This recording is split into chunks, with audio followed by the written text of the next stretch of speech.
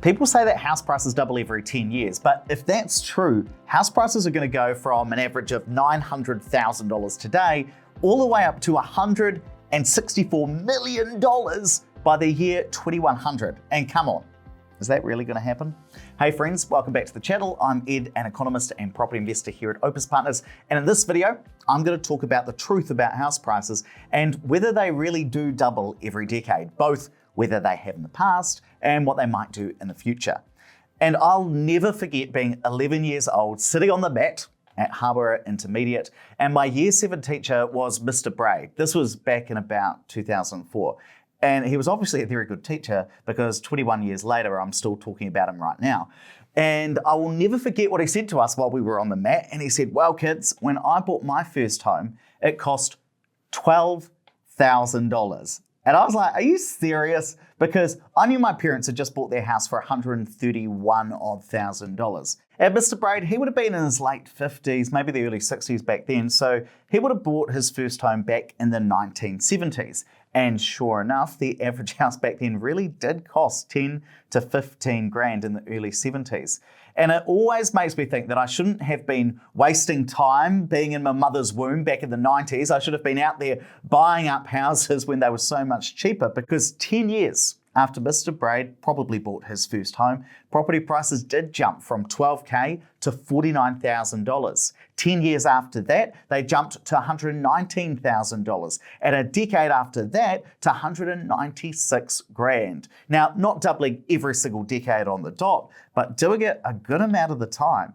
But this is just one person's experience, right? We're only looking at what happened to house prices starting when my intermediate school teacher maybe bought his first house. That's why I recently wrote this article for One Roofer and the New Zealand Herald and showed that house prices have often doubled in a decade, but they don't always. Looking back at every month since 2002, we see that 45% of the time, house prices did double within the decade. But the other 55% of the time, they missed that mark. Of course, that doesn't mean that house prices stayed flat. It just means that they missed that mythical 10-year doubling threshold. And when you look at this, you see that house prices can be an absolute roller coaster. Sometimes house prices soar and they double well under a decade. Sometimes it takes almost 3 years longer. The quickest doubling happened between 2002 and 2007. It only took 5 years and 1 month for house values to go up 100%. The slowest doubling took almost 14 years between 2005 and 2013. And that's because you've got the GFC, the global financial crisis, in the middle that upset the property market for roughly half a decade. And it's really important to mention that homeowners in some parts of the country are luckier than others. So in Queenstown, property values have been doubling about 68% of the time. They've doubled within the decade. Places like Mackenzie District, where you've got Tekapo and Twizel, they've been doubling 74% of the time within that decade. Whereas in places like Auckland, property values have only doubled within a decade 45% of the time. And places like Rotorua, about 29% of the time, Whakatane around 35% of the time. So even if you've owned a house for a long time, you can watch this and say, Ed, my house has doubled in value way faster than what you're saying. But then some of you can also watch this and say, oh, come on, Ed, my house hasn't gone up in value that fast. And you can both be right depending on where you bought in the country and when you bought. And if you like learning about property in this data-based way, do me a quick favor and click the like button. That's how I know whether to make more of these types of videos or not. And to be honest, it just gives the YouTube algorithm a bit of a nudge too. Subscribing, that helps too. We are well on our way to growing this community to 50,000 subscribers. And it's important to say that this number crunching, it's not perfect. It only looks at how long it took for house prices to double the first time. It doesn't look at what happened after they doubled. So I'll give you a great example. Let's say you bought a house in May 2015. Well, it only took 6.5 years for your property to double in value. And that's because 6.5 years after you bought that property, we were at the absolute peak of the property market boom after the COVID lockdown. So congrats, pat on the back, your house price doubled within that decade. But then property prices fell 18%. Your house probably isn't worth double what you bought it for anymore because property prices fell. In some places like Lower Hutt, property prices dropped over 30%. So sometimes this conversation around house prices doubling within a decade, it makes it seem or feel like they just keep going up and up and up and up. And that's not what really happens. Sometimes house prices go up and then they go down. It's not that property is an absolute sure thing. And I saw people talking on Reddit. They were discussing this other article probably about a year ago that realestate.co.nz had released. And someone mentioned in the comment section that the Propertyganda Machine is in overdrive this morning. And this is a really important point to bring up. A lot of the time, the people writing about property and talking about property have a financial incentive to talk up property prices. So the Herald, they own One Roof. One Roof makes money by helping real estate agents sell their properties. They've got an incentive to talk up the market. Realestate.co.nz, they are owned by the big real estate companies. They make money selling properties, so the more a property sells for, the more money they make through their commissions. They've also got an incentive to talk up the market. Me, here at Opus Partners on this YouTube channel, well, we make money helping people invest, and we make more money if more people invest. So I've got a financial incentive to talk up the market and say, hurry up, go on and invest. But I'm not going to do that. I'm not going to tell you that property prices always go up. Buy an investment property. Better yet, come see your old mates at Opus Partners. She'll be right, mate. Because I don't think that's what the data says. So my commitment to you is to try and be as unbiased and honest as possible and talk about both sides of the story, because that way you can get a balanced view and kind of make up your own mind. But if after you watch the whole video, you think, Ed, you are so biased, well, call me out down in the comments section and help keep me honest. And I think there are some really good arguments for why house prices might not go up as fast in the future as they have in the past. We all know that house prices have done really well. They've gone up a lot since 1992, and it's been about 6.7% per year in Auckland, roughly 6% for the rest of the country. But we only have really good house price data starting back in 1992. That's how far back the Real Estate Institute of New Zealand's data goes.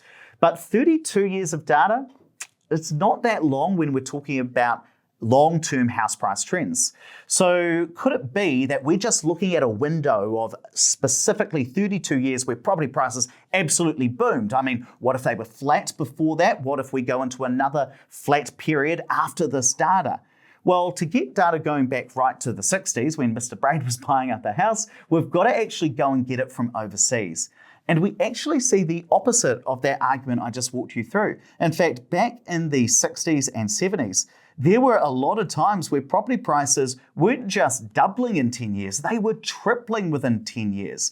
And that's because inflation was really, really high. The price of everything was going up just astronomically at that point. In fact, the 90s and the last couple of decades are where we've seen house prices slow down compared to the 70s and the 80s.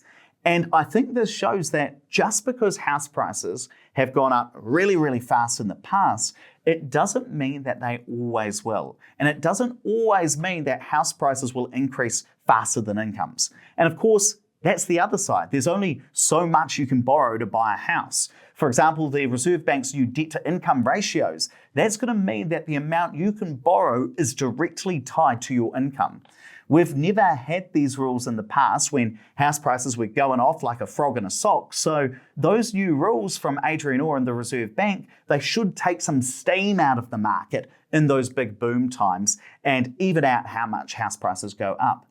And then you've also got to think about the housing supply side as well. You know, we've always said in New Zealand that we've got this big housing shortage, a housing crisis within our country.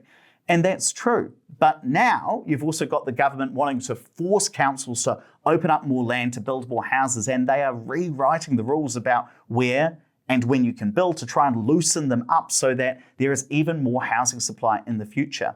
And so because of all of these factors, you can't automatically think, well, we've always had a big housing shortage in the past, so we're going to have it in the future. We've always had house prices increase really fast in the past, so that's what we're going to have in the future. So you really don't want to have too rosy a view of house prices and think, okay, they often double every 10 years, so that's definitely what's going to happen in the future.